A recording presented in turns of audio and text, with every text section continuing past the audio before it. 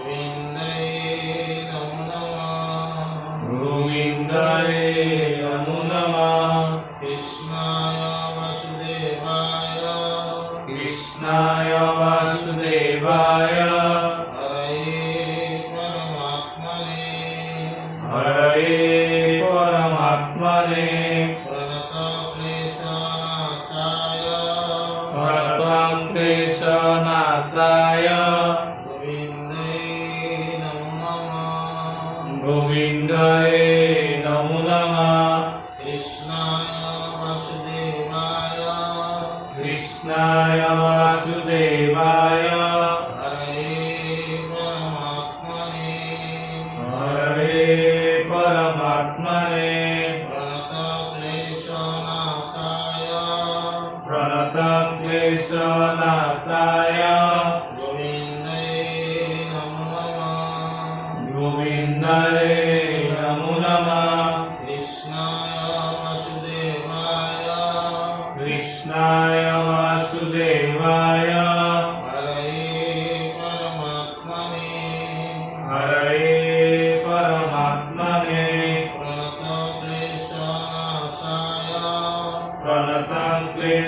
नाशाय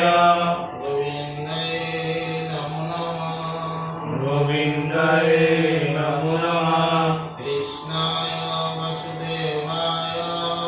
कृष्णाय वासुदेवाय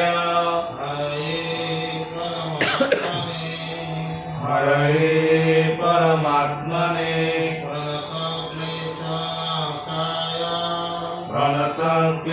प्रणतक्लेशनाशाय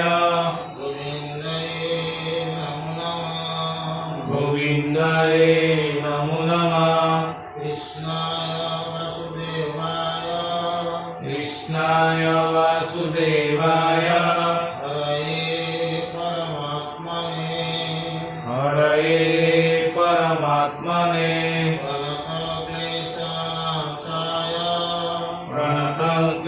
प्रणतक्लेशनाशाय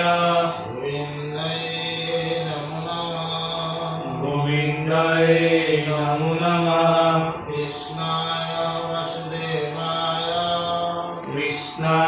वासुदेवाय हरये परमात्मने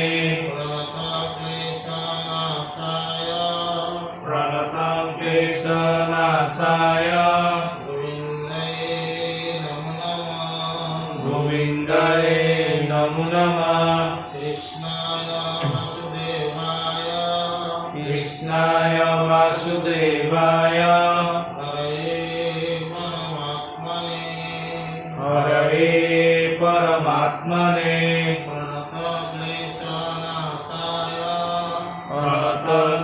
प्रणतक्लेशनाशाय गोविन्दाय नमो नमः कृष्णाय वासुदेवाय हरये परमात्मने प्रणतक्लेशनाशाय गोविन्दाय नमो नमः ओ राम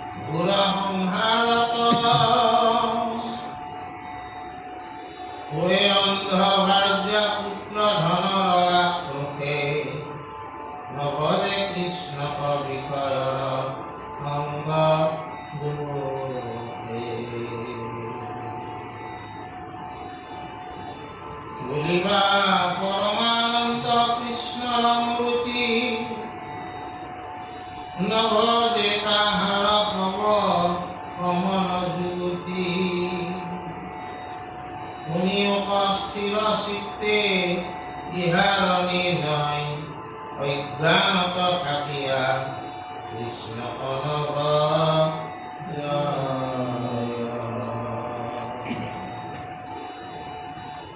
যোৱাবাৰ আমি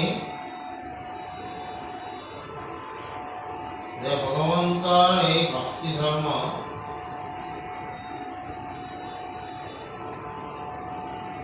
বা নিষ্কাম ভক্তি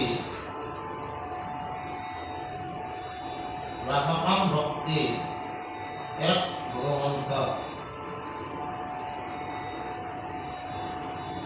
কোন লোকসকলে কৰিব নোৱাৰে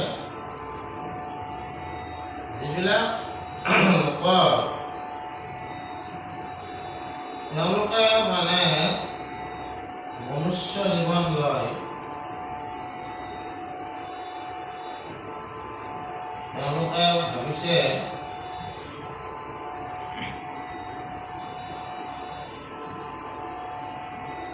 যে বিষয় বাসনা এইবিলাক পূৰণ কৰাৰে মনুষ্য জীৱনৰ উদ্দেশ্য বুজা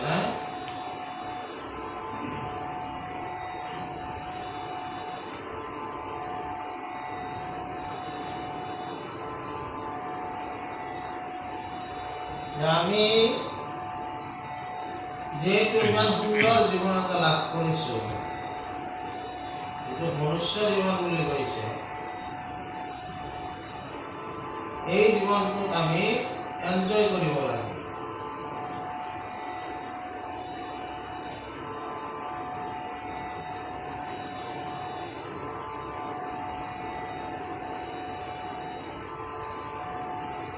গতিকে তেওঁলোকে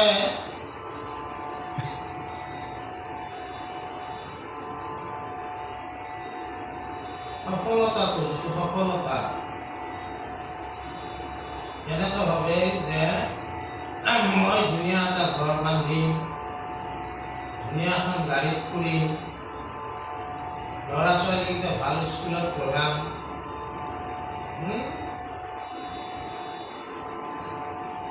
ভাল ভাল খাদ্য খাম ভাল ভাল জেগাত যাম এইবিলাক মানে কথাতে তেওঁলোকে ভাবে যে শাশ্বত সুখটো এইবিলাকতে আছে আৰু সেই সুখটো পোৱাৰ কাৰণে তেওঁলোকে কি কৰে যিটো মানে আধ্যাত্মিকতা যিটো সেইটো পৰিহাৰ কৰি তেওঁলোকে বাহ্যিকভাৱে বিভিন্ন দেৱ দেৱী এইবিলাক সকলো কাম তেওঁলোকে কৰি থাকিব বুজা কিন্তু ভগৱন্ত কৃষ্ণ তেওঁলোকে তেওঁলোকৰ যিটো প্ৰেম ভক্তিৰ ফালে অহাৰ যিটো দিশ এই দিশটোলৈ তেওঁলোক নাহে কাৰণ তেওঁলোকক অনবৰতে ইন্দ্ৰিয়ৰ ভোগৰ যিবিলাক বিষয় বাসনা এইবিলাকে তেওঁলোকক সেই বিষয় বাসনাৰ মাজতে আবদ্ধ কৰি ৰাখে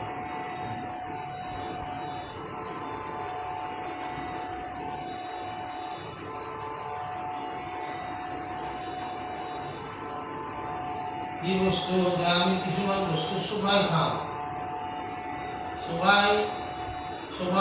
চুবাওঁতে এসময়ত কি লেলাৱতী লগ হয়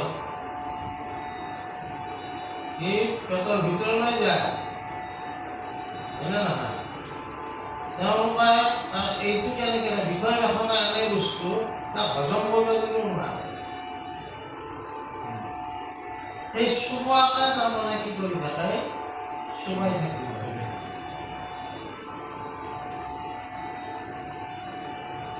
বুজি পাইছা তেনেকৈ এই বিষয় বাসনাত থকা লোকসকলে এই চুবোৱা বস্তুকে চুবাই আছে তাৰ কোনো এণ্ডিং নাই আৰু তেওঁলোকে কি কৰে আমাৰ কেতিয়াবা কেতিয়াবা কিছুমান কথা আমাৰ সমাজত চলে। কোনোবা ল'ৰা বা ছোৱালী যদি সৰুতে অলপ ভক্তিবান হয়, তেনেহ'লে মানে কি হয়, আমাৰ সমাজত বা গাৰ্জেণ্টে অলপ ভয় খায় যে ইমান ভক্তি কৰিবা, ইমান সৰুতে হোৱা নাই। এই কথাটো আমি বহুতে কওঁ যে এই ভক্তি কৰাৰ এটা কি আছে, বয়স, মানে বৃদ্ধ বয়সত ভক্তি কৰিব লাগে। আৰু যিখিনি কৈশোৰ, যৌৱন, এই সমস্ত আমি তাৰমানে ভক্তি কৰিব নালাগে। এই উপদেশটো আমি এই ল'ৰা ছোৱালীখিনিক দিব বিচাৰোঁ। আমিতো বিষয় বাসনাৰ মাজত আবদ্ধ হৈ আছোঁহে। কোনোবা এটা ল'ৰা বা ছোৱালী যদি তেওঁ ভক্তিৰ লাইনত আহিছে, সেই ল'ৰা ছোৱালীখিনিকো আমি এই বিষয় বাসনাৰ মাজতে টানি আনিব খুজিছোঁ। এতিয়া কথাটো হ'ল কি,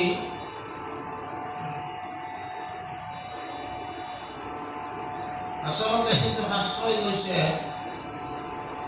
যে কি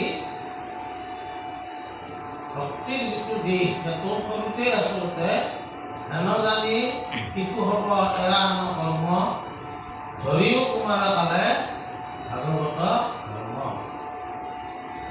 আমি ল'ৰা ছোৱালী আমাৰ যিমান আছে, এই সকলোবিলাকক ভক্তিৰ বীজটো সৰুতে ৰোপণ কৰিব লাগে।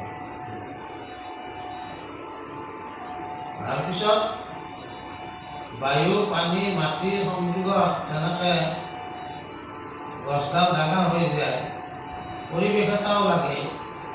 সি বিভিন্ন পৰিৱেশত সি ডাঙৰ হৈ যাব। কিন্তু যাৰ বীজটোৱে ৰোপণ কৰা নহয়, আমি ভাবোঁ যে বৃদ্ধকালত আমি এই ভক্তিৰ ফালে যাব লাগে। এইটো একেবাৰে ভুল কনচেপ্ট। শংকৰদেৱ গুৰুজনাই লিখিছে ঘোষাত, বিংশতি বৰিষ যায় মলন্তে, নেই দশ বৰিষ ধনক উপাৰ্জনতে। আমি যদি আমাৰ জীৱনটো হিচাপ কৰি চাওঁ, তেনেহ'লে এই জীৱনটো আধা বয়স আমি শুওঁতে খেদাওঁ। শুৱাওঁতে সময় যায় নহয়। সেই বয়সখিনিতো আমি কওঁ কিন্তু আপোনাৰ কিমান বয়স হৈছে? মোক যদি সোধে মই কওঁ 52 বছৰ। আচলতে 52 বছৰৰ আধা বয়স মই কি কৰিছোঁ? শুই কটাইছোঁ। প্ৰকৃতাৰ্থত মোৰ এতিয়া কিমান হৈছে? মোৰ আচলতে 27 বছৰহে মই জীয়াইছোঁ। তাৰো এনে অভাৱত সময় কিমান নষ্ট কৰিছোঁ। বিংশতি বৰিষ যায় মলন্তে, নেই দশ বৰিষ ধনক উপাৰ্জনতে।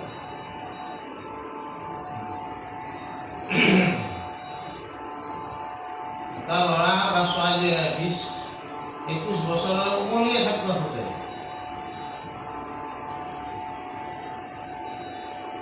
আৰু তাৰপিছত ধন উপাৰ্জনতে যাব। বৃদ্ধকালে যায় বৰিষ বিংশতি কাৰ্য সাধিবাক নাহিকা পতি। শেষৰ বয়সখিনি আমাৰ একো কাৰ্য সাধন কৰাৰ কাৰণে উপযুক্ত নহয়। মানুহে শেষৰ বয়সত তেওঁৰ মগজুৰ ক্ষমতা কমে, চব ইন্দ্ৰিয়ৰ ক্ষমতা কমি যায়, সক্ৰিয়তাটো কমি যায়। সেই সময়ত আমি ভক্তিৰ সক্ৰিয়তাটো কেনেকৈ পাইছা? যদি বাকীবিলাক চব কমি গৈছে, তেনেহ'লে আমি ভক্তি কৰিব আহিলেও আমি ভক্তিৰ যিটো কৰাৰ কাৰণে যিটো আমাৰ এটা কাৰ্যক্ষম মগজু লাগে, কাৰ্যক্ষম শৰীৰ লাগে, আমি সেইটো কৰিব নোৱাৰোঁ। গতিকে আমাৰ যিটো উপদেশ আমি দিওঁ যে শেষৰ সময়তহে মানুহ ভক্তি বাহিৰত আহিব লাগে বাকী সময়খিনি তেওঁ বিষয় বাসনাৰ মাজতে থাকি যায় আমাৰ সেইকাৰণে আমাৰ ৰোপণ কৰিব লাগে এই ল'ৰা ছোৱালীক ভক্তিৰ বীজ কৰোঁতে এই ফল কেতিয়া দিয়ে আমাক সেইটো আমাক কোনো দৰকাৰ নাই যেতিয়া জ্ঞান বুদ্ধি বিচাৰ বুদ্ধিৰ দ্বাৰাই পৰিণত হ'ব এই যে আমি ৰোপণ কৰি থৈ দিছিলোঁ ভক্তিৰ বীজটো কি একদিন কি হ'ব ফুল ফলে ভৰি পৰিব কিন্তু যদি ৰোপণে নকৰোঁ তেনেহ'লে সেই বৃদ্ধকালত আকৌ ৰোপণ কৰাৰ সময় এই কথাটো আমি গম পাইছোঁ যে যিবিলাক বিষয় বাসনাৰ মাজত আবদ্ধ থকা লোকসকলে ভগৱন্তৰ ভক্তি কৰাৰ কাৰণে অসামৰ্থ্য হয় এই কথাটো ৰত্নাৱলী কৈছে ভগৱন্ত কৃষ্ণৰ পৰম আনন্দ স্বৰূপ গতিকে সেই পৰম এই যিবিলাক মিছা আনন্দত বিষয় বাসনাবিলাক নকৈছোঁ চবতে চবে থাকিব লাগিব কিন্তু পৰম আনন্দ স্বৰূপ ভগৱন্তৰ নভজাটো এইটো কেনে যুগুতি যিজনক ভজিলে তুমি পৰম আনন্দৰ ফালে তুমি যাব পাৰিবা এই পৰম আনন্দ জানিব ইচ্ছা নকৰাটো তেওঁ ভক্তি কৰিব ইচ্ছা নকৰাটো কেনে কথা তাকে কৈছে হে ৰাম অজ্ঞানত থাকিয়া কৃষ্ণ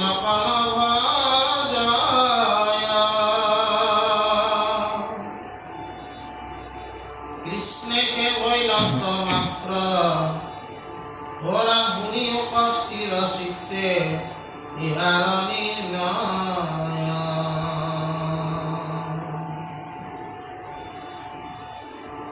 কৃষ্ণে কেবলন্ত মাত্ৰ যাৰ প্ৰয়োজন তাৰে কেৱল প্ৰাপ্য প্ৰভু নাৰায়ণ বিষয় বাসনাবদ্ধ যাহাৰ হৃদয় নজানে বিষ্ণুক জানা সিটো বুঢ়া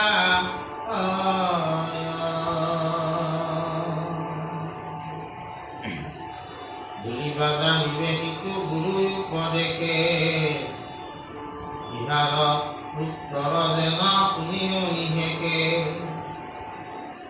আপুনি বিষয়ক গুৰু মানে তাৰ উপদেশে সিটো বিষ্ণুক নজানে যেন অন্ধ কুপন্থাই উপদেশে পৰিবেশ দুয়ো ভয়া ঘটতক গৈছে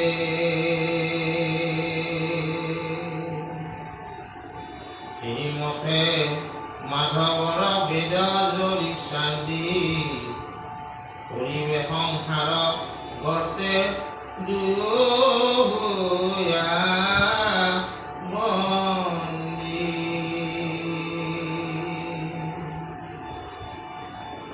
বিষয়ত হাতী আশ অতি ভৈল জাল কৃষ্ণক পাইবাৰ আশা নিবৰ্তিল তাৰ যেন বায়ু বস্ত্ৰ পশ্চিম কলয়া যায় পূবকে দিলে জানা শিকি বস্ত্ৰ পাই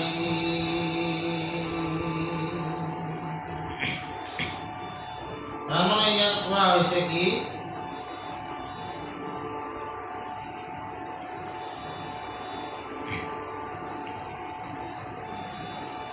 এই যিটো তাৰমানে মানুহে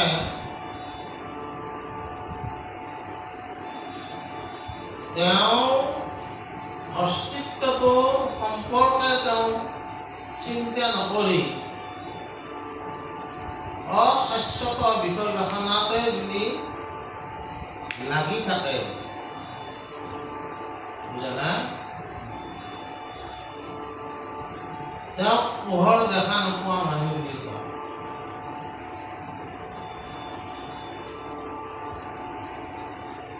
আমাক ভগৱন্তই যি দৰ্শনেন্দ্ৰিয় দিছে দেখাৰ কাৰণে দৃষ্টি,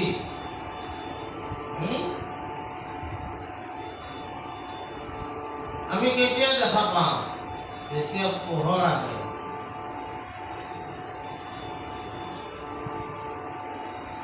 আন্ধাৰত থাকিলে কিন্তু চকু থাকিলেও দেখা নাপায়। চকু আমাৰ আছে, কিন্তু ইয়াক কেতিয়া আমি ব্যৱহাৰ কৰিম? যেতিয়া পোহৰ আছে তেতিয়াহে দেখিম।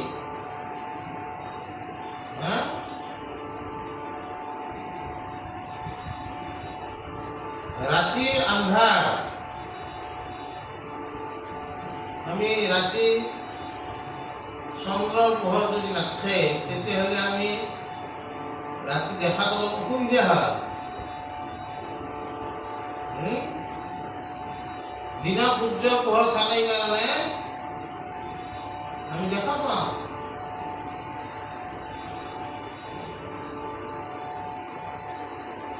এইটো হ'ল এনেই চাক্ষুষ দেখা।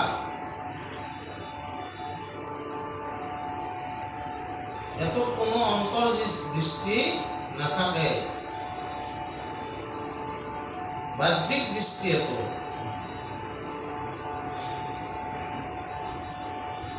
কিন্তু মনুষ্যসকল যেহেতু নিজকে শ্ৰেষ্ঠ জীৱ বুলি আমি দাবী কৰোঁ, আমাৰ দুটা দৃষ্টি থাকিব লাগিব, অন্তৰ্দৃষ্টিও থাকিব লাগিব। অন্তৰ্দৃষ্টি থকা লোকসকলে তেওঁৰ যিটো অস্তিত্ব, সেই অস্তিত্ব সম্পৰ্কে চিন্তা কৰি তেওঁক চিন্তা কৰে। অৰ্থাৎ মই যে আছোঁ, ইয়াৰ অস্তিত্ব হ'ল কি? মোৰ ভিতৰত তাতে থকা অন্তৰ আত্মাত যিটো মানে ভগৱন্ত বিৰাজমান হৈ আছে, তেওঁৰ কাৰণে মোৰ অস্তিত্ব আছে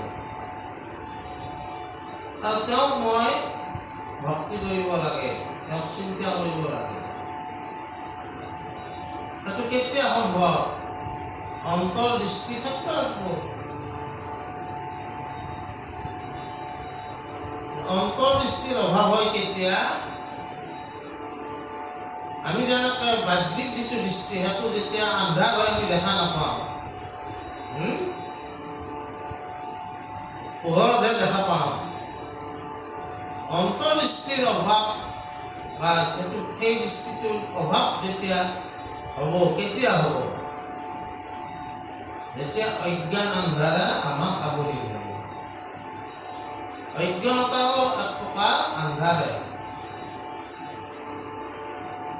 এই অজ্ঞানত থকাৰ কাৰণে আমি ভগৱন্তক নভজো আৰু বিষয় বাসনতে বদ্ধ হয় আমি দুৰাশয়ী হৈ পৰোঁ।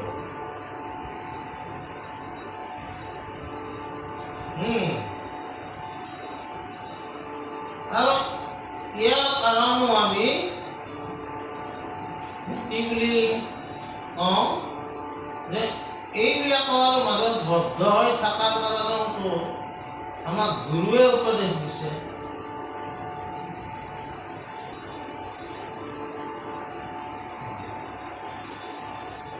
এই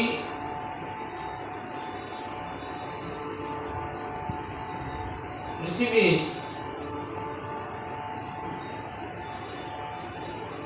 দুই প্ৰকাৰৰ মানুহে আছে, যিয়ে তাৰমানে ঈশ্বৰৰ অস্তিত্ব স্বীকাৰ কৰিব আৰু ঈশ্বৰৰ অস্তিত্ব স্বীকাৰ নকৰা মানুহ আছে।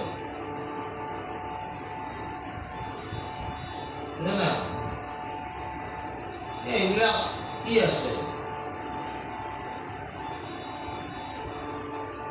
এই ধুনীয়া জীৱনটো পাইছোঁ, যেনেকৈ চাৰবাক লিখি কৈছিল, ইট মেৰি এণ্ড ডাই, পুনৰ জনম চনম একো নাই। জানে কি ভক্তি কৰিব লাগে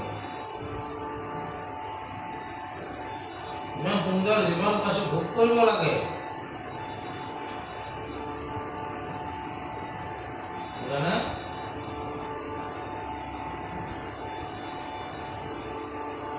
সেই কথাটোকে ৰত্নাৱলী কৈছে শংকৰদেৱে কীৰ্তনৰ ঘোষাত কৈছে আপুনি বিষয়ী হোৱা যিটো জানে বিষয়িক গুৰু মানে যেন অন্ধলাক অন্ধ উপদেশে বিশ্বক সেইটো নাজানে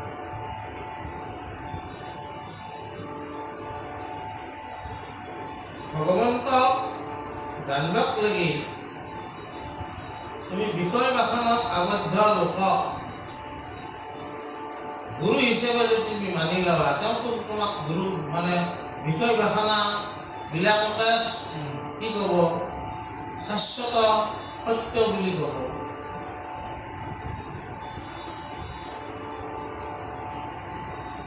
কি গিলা আত্মা চাত্মা আছে একো নাই গিলা কিয় ঈশ্বৰ চিন্তা কৰিব লাগিব ভালকৈ খাব লাগে ভালকৈ থাকিব লাগে এইটো যদি আমি ছাকচেছ কৰিব পাৰোঁ তেতিয়াহ'লে মনুষ্য জীৱন সফল জীৱন এই ৰত্নাৱলী গ্ৰন্থই আমাক কি কৈছে তেনেকুৱা লোকো গুৰু হিচাপে জগতত বঞ্চি আছে তেনেকুৱা গুৰুৰ ওচৰত যদি আমি যাওঁ তেনেহ'লে কি হ'ব তেওঁ বিষয়ৰ ফালে আমাক টানি দিব তেওঁ যেনেকৈ বিষয়ত বদ্ধ হৈ আছে তেওঁ বদ্ধ হৈ যায় ৰছীখনত আমিও তাতে বদ্ধ হৈ যাওঁ আৰু দুজনে এটি ক'ত পৰিম সংসাৰ গৰ্তত পৰি থাকে তাৰ পৰাই ওলোৱা কোনো তাৰমানে স্কোপ নাথাকে কিন্তু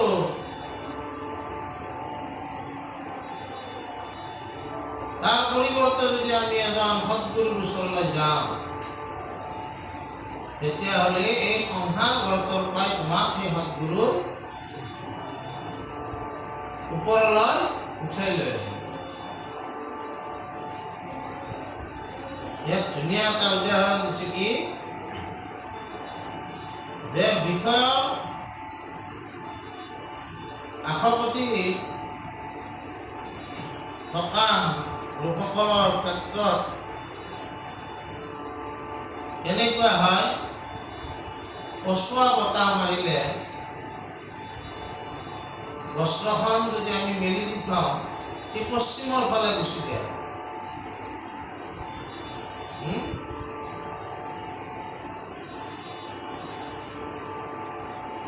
কিন্তু বিষয় বাসনত থকা লোকসকলে কি কৰে তেওঁলোকে বস্ত্ৰখন সামাৰিব খুজিলে পশ্চিমৰ পৰাই যাব লাগিব পূবক লাগি যায় গৈ থাকিলেতো নহ'ব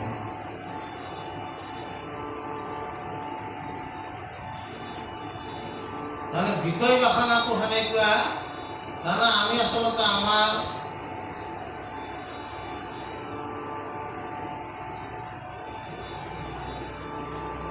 ভিতৰত থকা ঈশ্বৰজনক নিবিচাৰি যেনেকৈ আমি এই বাহ্যিক যিবিলাক বিষয় বাসনা বিচাৰি আছোঁ ঠিক তেনেকৈ পচোৱা বতাহ বলিলে পশ্চিমৰ পৰা বস্ত্ৰ সম্বৰণ নকৰি পূবৰ পৰা বস্ত্ৰ সম্বৰণ কৰিলে আমি কেনেকৈ পাওঁ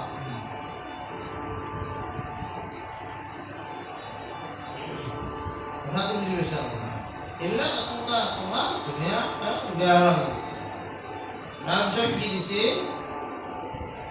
জানি বিষয়ৰ বাসনা যাৱত নতু ধৰে আশী হৰি ভজি উঠাৱত হব অৱস্থাতে ভক্তি কৰা সাৱধানে অকল শাস্ত্ৰৰ তাৎপৰ্য এৰি মানে পৰম দুৰ্লভনৰ তনু আশা পাই মুহিকে শাশ্বত ইটো ক্ষণিক পৰাই জানিয়া বিষয় সুখে যত্ন দূৰ কৰি কুমাৰ কালৰে পৰা ভজিও হৰি নাহিকে বিস্তৰ শ্ৰম হৰিৰ সেৱাত বালবিদ্ধ হব পাৰে ভজিবে সাক্ষাৎ সমস্ত ভূতৰে হৰি আত্মপ্ৰিয়তম আপোনাক আপুনি ভজন্তে পুনঃ শ্ৰম আপোনাৰ নিজ সখা আত্মা ভগৱন্ত অবাৰহিয়াত হৰি স্বভাৱে আচন্ত অন্য স্থানে বিচাৰিবে নলাগে কৃষ্ণক ভজিওক মাত্ৰ তেজি আন বিষয়ক মনুষ্য হৈবাৰ এহি মানে মাত্ৰ ফল পশু শৰীৰতো পাই বিষয় সকল এন বিষয়ত কৰে মানুহে হৰিক পশুৱেৰে তেবে কিবা হইল বিষত দিশ ইয়াৰ পিছত আমাক কৈছে সেইকাৰণে উপদেশ দিছে ৰত্নাৱলী কি বুলি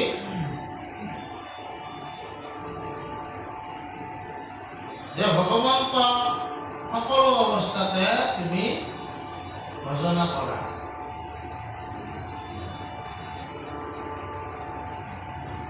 আৰু ঈশ্বৰৰ কাৰণে সকলো সম্ভৱ বুলি তুমি ভাবি লোৱা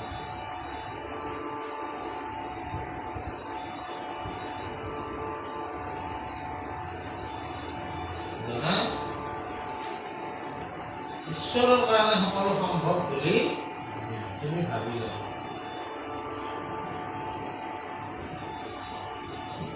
আৰু সকলো শাস্ত্ৰ এই তাৎপৰ্য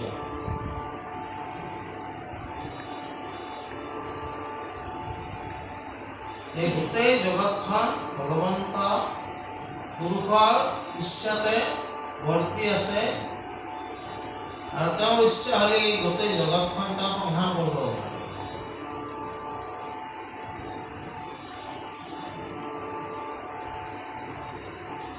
সেইকাৰণে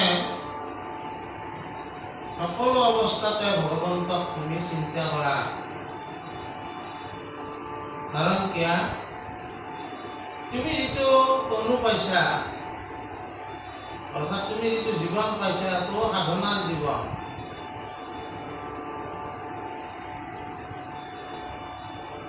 সাধনাৰ জীৱন এটো মনুষ্য জীৱন কয় এই জীৱনটো ধন্য জীৱন মহাপুৰুষ শংকৰদেৱে ধন্য ধন্য ভাৰতবৰ্ষ বুলি লিখিছিল ধন্য নৰতনু ভাল বুলিও লিখিছিল ধন্য ধন্য কলিকা ধন্য ধন্য নৰতনু ভাল কিয় ধনী কলিকালক ভাল বুলি কৈছে কলিকে শ্ৰেষ্ঠ চাৰি যুগৰ মাজে প্ৰশংসে কলিক জ্ঞানী সমাজে কলিকে শ্ৰেষ্ঠ যুগ বুলি কি কাৰণত কৈছে এই কলিৰ যুগত সকলোৱে ঈশ্বৰ ভক্তি কৰিব পাৰে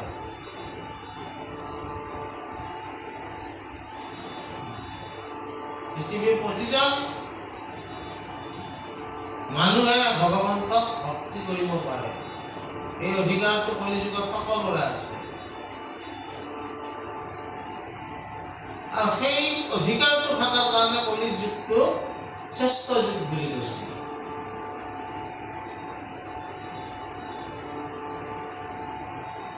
সত্য যুগ ভাল কিন্তু সত্য যুগত এই অধিকাৰটো সকলোৰে নাছিল এটা যুগতো নাছিল দাপৰ যুগতো নাছিল কিন্তু কলিৰ যুগত চণ্ডালটো আমি অস্পৃশ্য বুলি জ্ঞান কৰোঁ এই অস্পৃশ্য চণ্ডালেও কি হ'ব পাৰে তেওঁ ভক্তিৰ জৰিয়তে তেওঁ ব্ৰাহ্মণৰ শাৰীত লিখি আহিব পাৰে আৰু সেই ভক্তিযুক্ত চণ্ডালজনক শংকৰদেৱে কীৰ্তনত কি বুলি কৈছে তেওঁ ব্ৰাহ্মণতকৈও 12 ব্ৰত থকা ব্ৰাহ্মণতকৈও আছে 12 ব্ৰত সিটো ব্ৰাহ্মণৰ যিটো ব্ৰাহ্মণত কিহে শ্ৰেষ্ঠতা পাব? সেই ব্ৰাহ্মণ সকলতকৈও তেওঁ শ্ৰেষ্ঠতা অৰ্জন কৰিব পাৰে। তাৰ জৰিয়তে ভক্তিৰ জৰিয়তে।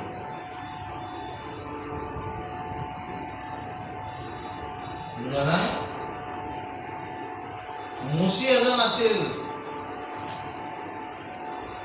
ভাৰতবৰ্ষত তেনেকুৱা অনেক ঘটনা আছে। তাৰ নামটো ৰবি দাস। আমাৰ ইফালে নাই, উত্তৰ ভাৰতত আছে। ৰবি দাস নামটো। তেওঁ ভক্তিবাদৰ লগত যুক্ত আছিল।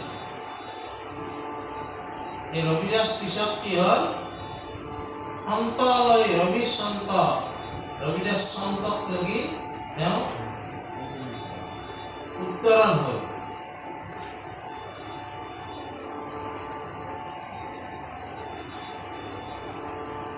কলিৰ যুগত এইটো সম্ভৱ। মনুষ্যই জীৱনত লয় তেওঁ কি কৰিব পাৰে? ভক্তিৰ জৰিয়তে তেওঁ সকলো বেয়া ভাঙি তেওঁ ঈশ্বৰৰ প্ৰিয় আৰু ঈশ্বৰযুক্ত হ'ব পাৰে।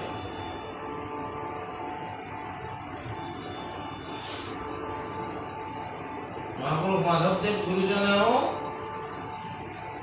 নামঘোষাত লিখিছে, ভাৰত বৰিষ ধন্য কলি যুগ হৰি হৰি হৰি হৰিয়ে ব্ৰহ্মা প্ৰাৰ্থনী নৰতনু অনুপম। এই কলিৰ যুগত ব্ৰহ্মায়ো একবাৰ নৰতনু লাভ কৰিব লাগিছে, প্ৰাৰ্থনা কৰিছে। কি কাৰণত?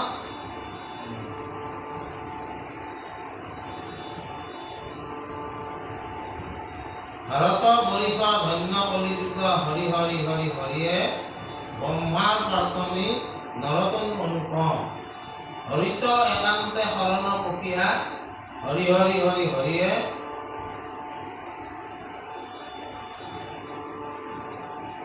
ধৰ্ম শিৰোমণি ঘুকিও হৰিৰ নাম।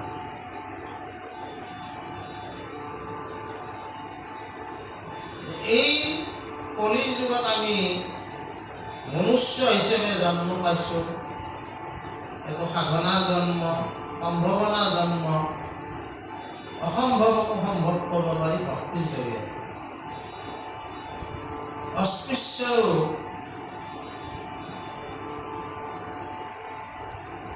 উচ্চ শিখৰত আৰোহণ কৰিব পাৰে ভক্তিৰ জৰিয়তে।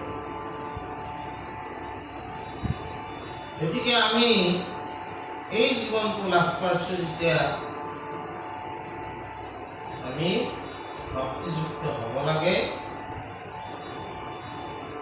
আৰু ঈশ্বৰক ভক্তি কৰাৰ কাৰণে সকলোৰে অধিকাৰ আছে।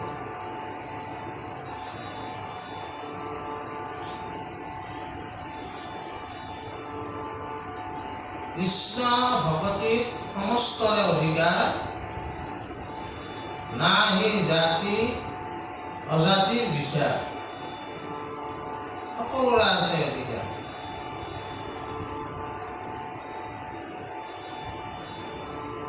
বাল্য বৃদ্ধ স্ত্ৰী শূদ্ৰ সকলোৰে অধিকাৰ আছে।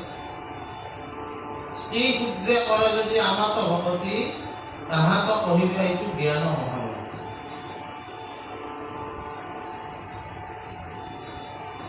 এই জ্ঞান লাভ কৰাৰ কাৰণে সকলোৰে অধিকাৰ আছে। গতিকে আমি এই মনুষ্য জীৱন লাভ কৰিছোঁ যেতিয়া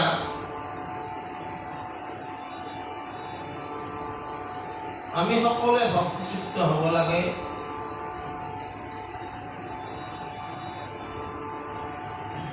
আৰু আমি এই যে আমাৰ সত্তাটো ক'ত আছে? ভগৱন্ত সত্তাটো বিৰাজমান হৈ আছে আমাৰ ভিতৰতে। যিটো মই বুলি কৈছোঁ সেই মইটোৱে হৈছে ঈশ্বৰ। তেওঁহে মোক মই কৰি ৰাখিছে। তেওঁ যোনদিনে এৰি দিব মই হৈ নাথাকিম। গতিকে এটো এইটোনো কি ডাঙৰ কথা, তুমি তোমাক বিচাৰা, তুমি তোমাক কিয় নিবিচাৰা এই জনমটো লাভ কৰি? তুমি যিবিলাক বিষয় বাসনাত ৰতি কৰি আছে সেইবিলাক চব এৰি থৈ যাব লাগিব। এইবিলাক তোমাৰ নহয়।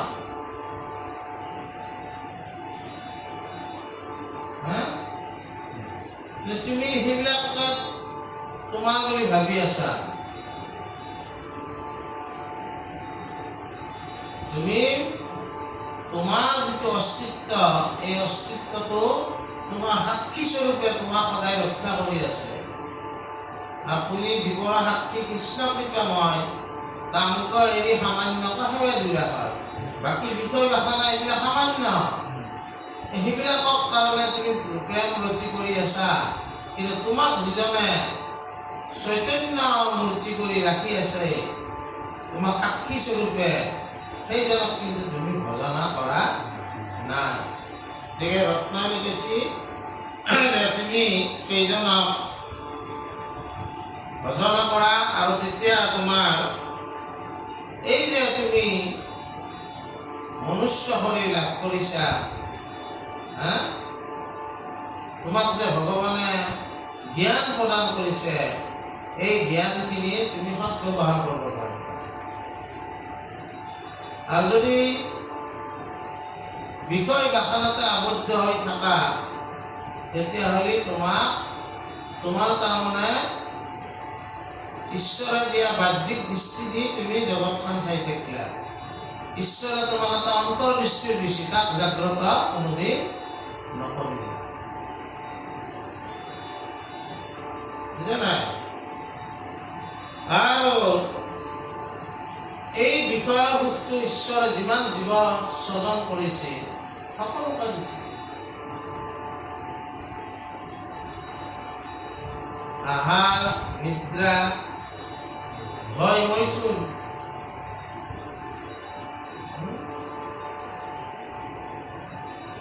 সব জীৱকে দিছে। আমি যেনেকৈ খাদ্য খাওঁ, গৰুটো ঘাঁহ খায়। আমি যেনেকৈ শুওঁ, গৰুটো অলপ অলপ কয়। মনুষ্যৰ যেনেকৈ ৰিপ্ৰডাকশ্যন হয়, গৰু ছাগলীৰো ৰিপ্ৰডাকশ্যন তেনেকুৱা হয়।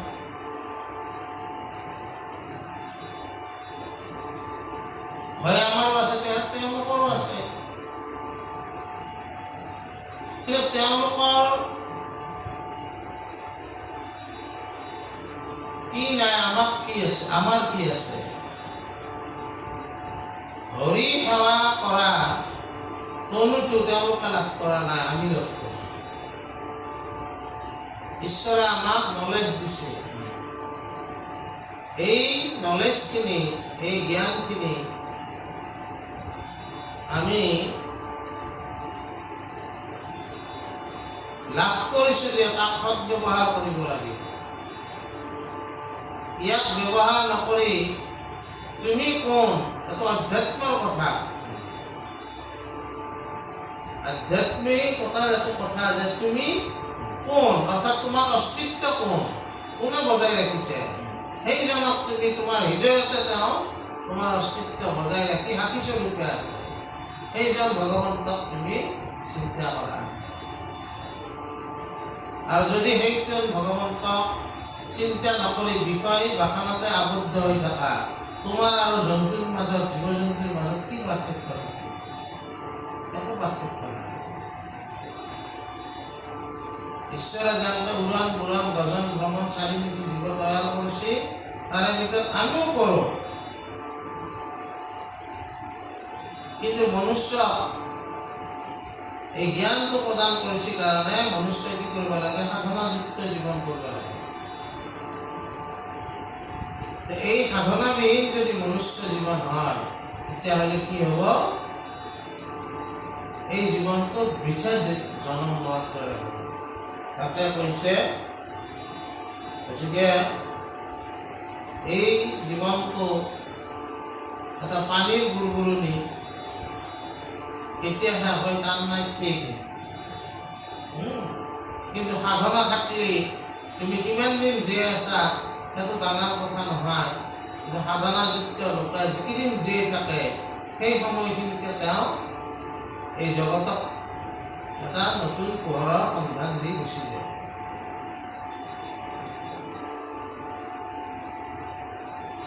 বুজানে? যেনেকে কিছুমানে বহুত দিন জীয়াই পেলাইও সেইটো কৰে, কিছুমানে কম দিন জীয়াই থাকিও তেওঁ তোমাক কোনদিনা ক্ষণভংগ ক্ষণে ক্ষণে আমাক মৃত্যু খেদি আছে, এতিয়া বাগৰাই দিয়ে ঠিক নাই। গতিকে যিহেতু আমি মৃত্যুমুখী জীৱ,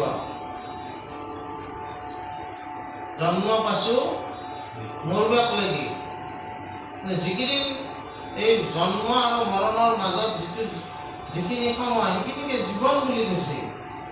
এই জীৱনটো সাৰ্থক জীৱন কেতিয়া হ'ব? যেতিয়া আমি আমাৰ এই চৈতন্য ভগৱন্তক আমি যুক্ত হ'বলৈ চেষ্টা কৰোঁ। ভক্তি ৰত্নাৱলী আমাক উপদেশ কৰিছে যে তুমি তোমাৰ ভিতৰত থকা যিটো চৈতন্য আত্মাই তোমাক অস্তিত্ব ৰক্ষা কৰি আছে, সেই চৈতন্য ভগৱন্তৰ লগতো যুক্ত হোৱাৰ কাৰণে তুমি চেষ্টা কৰা। এইখিনি কথাকে আজি কোৱা হৈছে।